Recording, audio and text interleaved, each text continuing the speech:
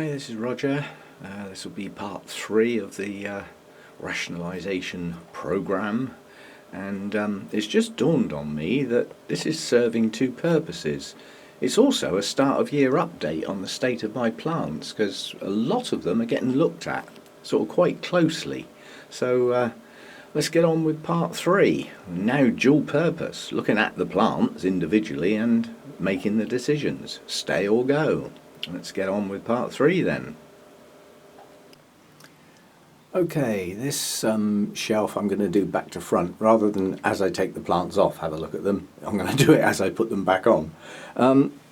This Cattleya is a rescue cat. You can see it still wobbles as it goes in the pot. But it's important to me. I've got people who want a piece of this. And it's my own fault that I made a mess of this one. I'll put a pop-up of the bloom.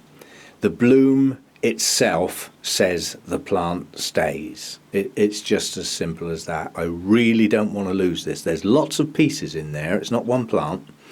And some may grow, some may not. I mean, it's pushed out that new growth. And it's pushed out that new growth. And there's another poor one struggling to come up through the middle there. Oh, you can just see the top of it. It looks like... don't think that one may be going to make it, but yeah, it's an unknown hybrid, although many people had suggestions for its names.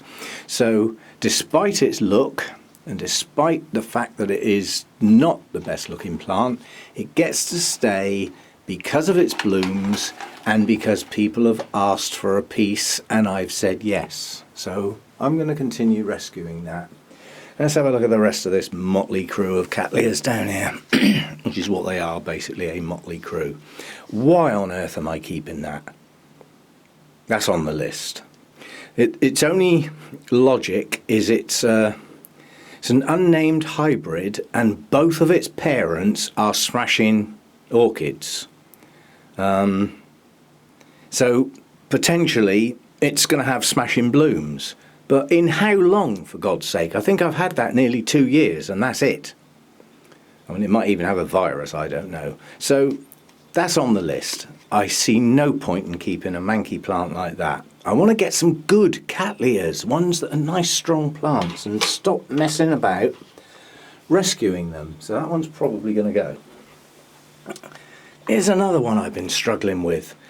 I've taken the lead off of this plant 3 times. This is its 3rd attempt at trying to get going. Now, okay, this time it is pushing out some roots. And there is a dormant eye there on that second bulb back that may push on. And it has a beautiful flower. Well, not for me, it doesn't. What's the point in having a Cattleya that you've owned for years that has still not bloomed and is a constant state of rescue? I don't think you're long for this world, mate. And look at the space they're taking up. This is a special place.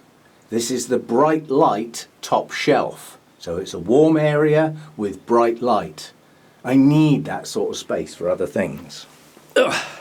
What else we got here? Another manky looking thing. Look at that distorted pseudo bulb.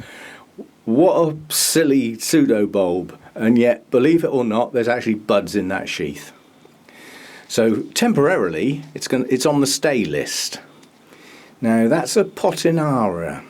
I've never done well with Potinaras. Every single one I've got over the years has just keeled over.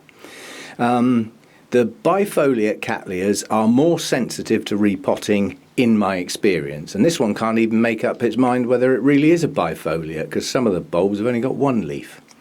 So, but it looks like it might bloom on that distorted sheath. It may even have distorted bloom. So you get to stay for a while.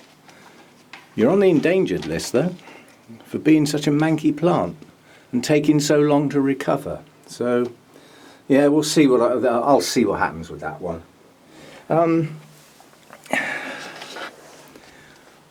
What the hell is that doing in my grow space?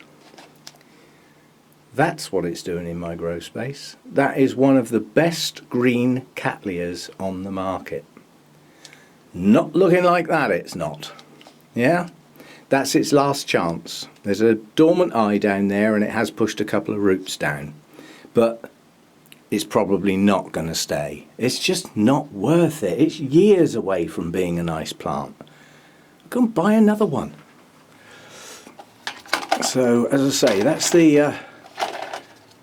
ugly up the back there. Oh, hang on, there's one more here. Now, this one's not the best looking plant, but I'll do a pop-up of what the blooms look like. It's not going. It's recovering better than the others. It has pushed out some new roots. It has got a root system now, and it's in orchiata bark. It can stay in there for a while. And that's buds. And when you see the colour of this, providing they don't distort, because it's a recovering plant, it's stunning.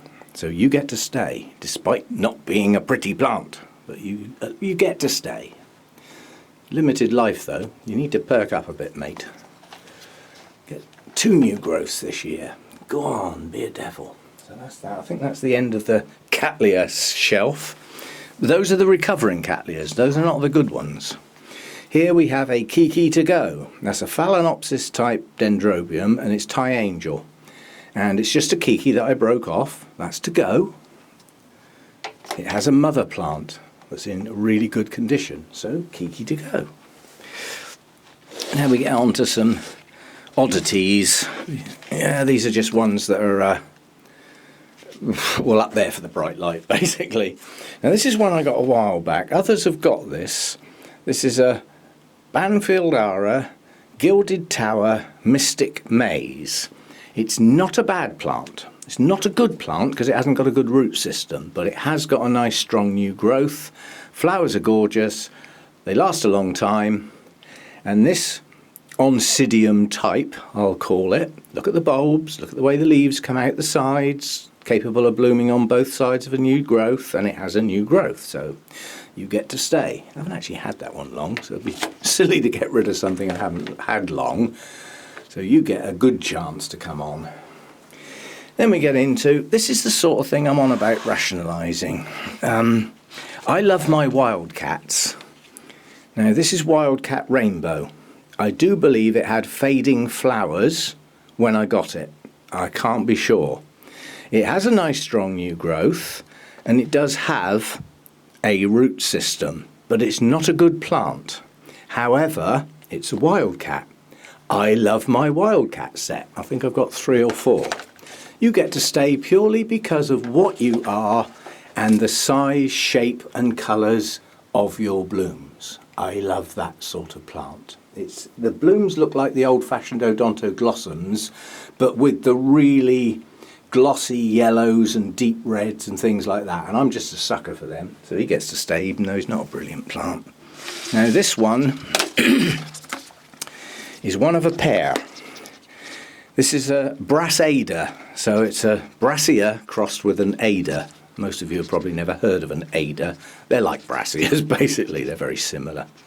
I think they normally have smaller flowers, generally speaking, but yeah, a similar type of plant. Again, Oncidium-like, but with Brassias they do get big. Now this is not a good plant. It was once, and I did the classic, left it in the pot too long while it had successive flower spikes. The media broke down and knocked the roots out.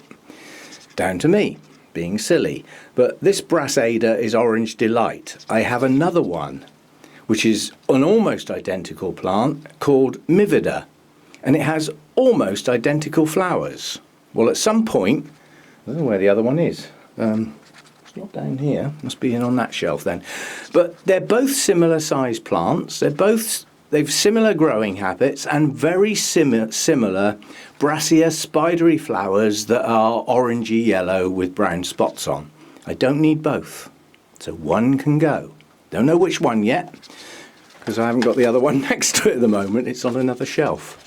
But yeah, I don't need both. So again, that's a reasonable sized plant to go to someone else.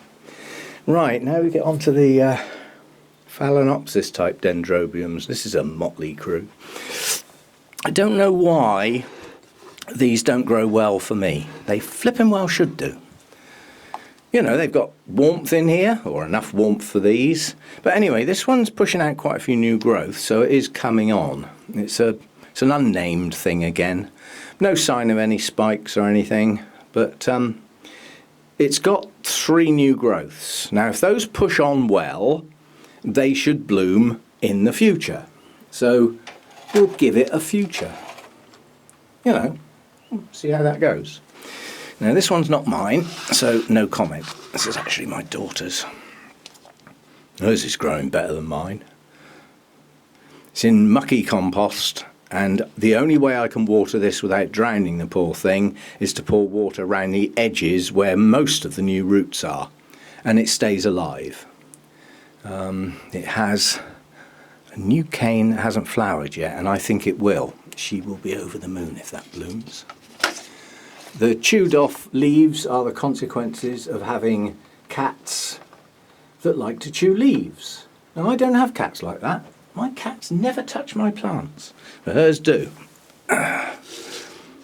Tiny Twinkle, no contest, you stay. Actually, you can come down here now, where I can see you. So Tiny Twinkle stays. Now, there we go. I showed you a Kiki just now of Thai Angel. That's the mother plant. 2 strong new growths. That last big cane did actually bloom, and it has 2 strong new growths. You get to stay, you're the mother plant. That's what the game with Kikis is all about. You keep the big one and either sell on or, you know, make room by taking Kikis. So that's that one, you get to stay. What have we got down here? More.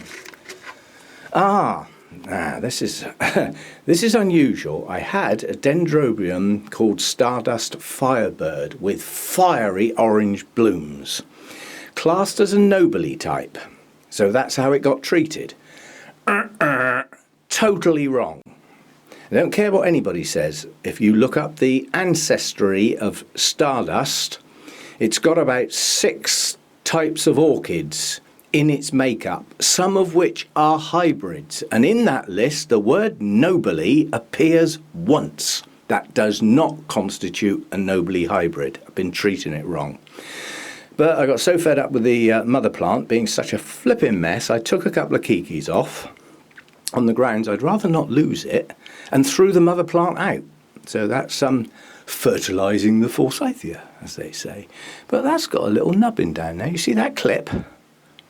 That's probably a Kiki, because this thing is very prone to Kikis, hence 2 Kikis in a pot. But I've saved the plant because I love the blooms. But I got rid of the plant because it was such a mess. Very prone to the flipping mealybugs. And yeah, so mother plant gone. Start again with a couple of Kikis and see if I can grow this one better than I did with the mother plant. So the Kikis get to stay. Breaks the pattern, doesn't it? Most of the other Kikis are to go. Now, this is a right manky looking Phalaenopsis type. No name, but the latest growth pushed out reasonable roots at the base. And it's got some buds. So certainly for the moment it can stay. But given that that's a new growth, why are those leaves going yellow? So it's not happy. It's surviving, but we'll let it bloom. Decision yet to be made on that. I don't want loads of Phalaenopsis type dendrobiums. I want a couple of good ones, and that's not a good one. I can't even remember what the blooms are like. They're probably purple. And then this little thing, this gets to stay, and it's a seedling. It's a tiny little plant. It's Nora Tokenaga, which I believe is a Latoria type, but it's an incredibly young plant. It is pushing up a new growth, and it's starting to push roots. I planted this high deliberately. I didn't want the base of the plant in the media. I want it to get going first and get a decent root system, because a lot of those roots pushing down into that media have no ends to them. They're not really live roots. They can hydrate the plant. But I do have one new one showing there, a green tip. But anyway, I haven't got a clue how big that's going to get. It's a new plant to me. That's a new growth on the end, and it's got another tiny one just starting. So not dead yet, and certainly for the keeping list. That hasn't had a chance yet to do its thing. So obviously that gets kept. So that's that lot, a right motley crew up there. An assortment, rescue cattleyas along by the glass, followed by some biggie brassica typey things and my Phalaenopsis dendrobiums. Now this time of year they can take the light up near the roof. In the summer that's a bit much for them, they could do with coming down a bit, but they also like to stay warm, and that's really the reason they're on a high shelf at the moment. It's more for the warmth, it stays warmer the nearer the roof you get. So it's to give them that extra bit of warmth. They don't like getting cold. So that's that shelf. We'll move on to that one next.